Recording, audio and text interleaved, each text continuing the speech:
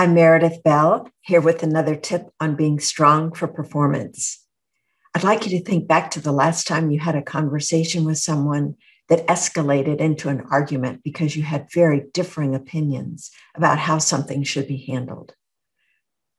I'd like to share with you a tip that can really help you in the next situation where you find this happening, even prevent it from happening.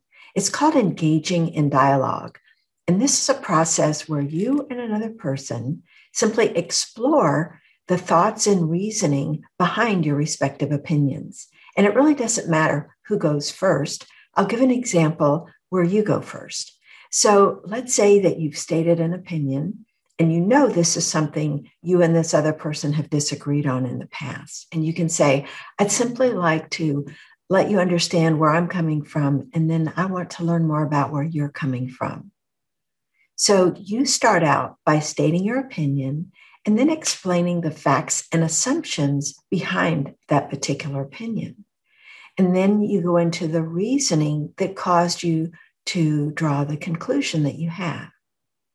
And then you invite them to ask you questions about anything that you've shared up to that point, so they can make sure they're crystal clear in understanding everything that went into your position.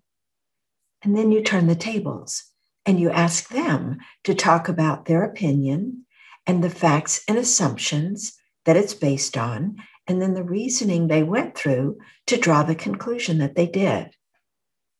And then you ask them questions. Now, the key here with questions is to really reflect an openness and a curiosity, not judgment.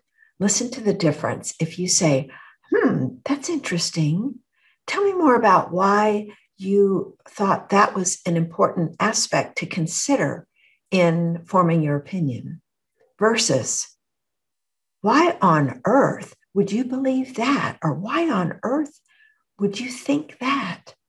You hear the difference. There's a sense of judgment and criticism and even superiority, like I'm right, you're wrong, in that second example. So it's very important when you are engaging in dialogue to truly be open, curious, and listen, and make sure you've understood what the other person has said. Now, at the end of the conversation, you may still hold different opinions.